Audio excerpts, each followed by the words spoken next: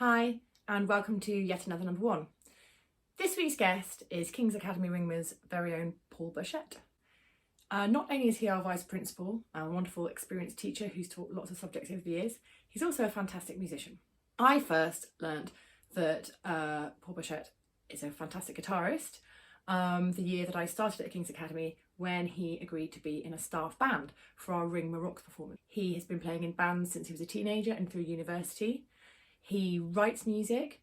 He's very adept at using all of the technology that lots of musicians love and use, like Logic.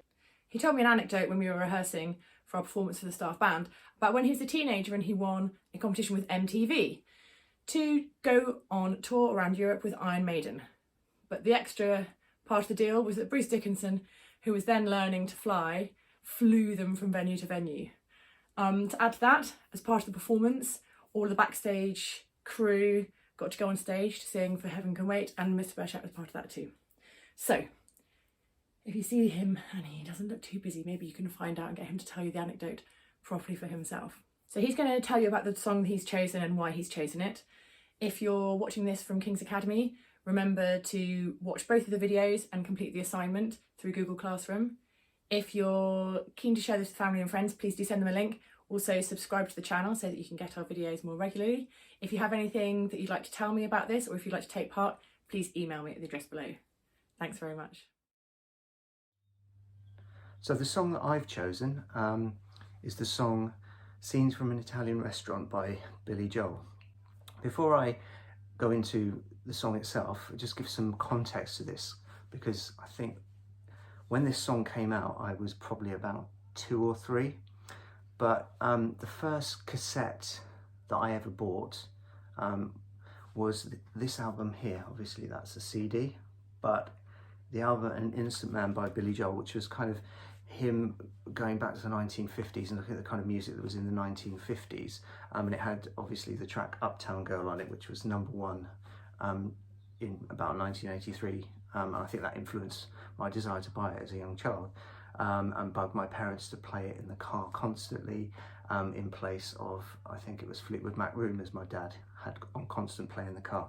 Anyway, so that same year there was a concert on the BBC, and they filmed a whole concert at Wembley Stadium, and they split it into 2 parts. And I remember again bugging my parents to be able to watch it, and making sure they recorded it on Betamax, so we had it on Betamax video. I think the reason that I've chosen this song is that probably in 1982-3 I was probably more interested in the shorter songs, but it was always a song that was in the background, and a song that I think I've grown to appreciate more as I've played music and got into music and thought about songwriting and bringing things together. And what's really interesting is that it's almost 3 different songs thrown together in a 4-part piece. So there's the first part about the bottle of red, bottle of white, sitting in a restaurant. It's quite slow, romantic.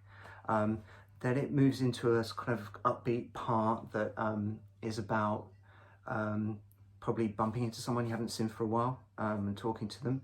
And then it moves into the 3rd part, which is about Brenda and Eddie being the popular steadies at school. So those people at school that were really popular and got together and everyone liked them and they seemed to have everything. And then it segues nicely back into the first part in the restaurant. And I think that bit I remember sends tingles a bit as it goes back into that slower part, through really good use of saxophone. The other thing that I really like about it is the use of kind of brass and woodwind instruments in it. So, I mean, I play the guitar and all of that, and modern music doesn't seem to have as much of that. You don't get a good saxophone on a modern song nowadays, because a lot of it's kind of engineered digitally. And the other thing about it, and you'll see from the performance that I've chosen, is that I do like the way that you know, there's the potential for mistakes when people play these instruments live. A lot of music nowadays is really finely produced, but I think when you hear this song, and if you listen to the album version and you see various performances of it, they're all slightly different arrangements, and there's different musicians that come in and out of his band, and so that just makes it slightly different. And then there's you know, different interpretations of how to play the you know, the lines on the different instruments, and there's also mistakes and duff notes and things like that, or slightly wrong notes, which just adds to the charm, I think, and we don't have that nowadays, as everyone perfects and cuts and pastes music together. So the concert version that I've chosen of this song was from another video I had on VHS, live at Long Island, and I think it's the version that I used to watch over and over and over again of it, and I think it's probably my favourite live version of the song.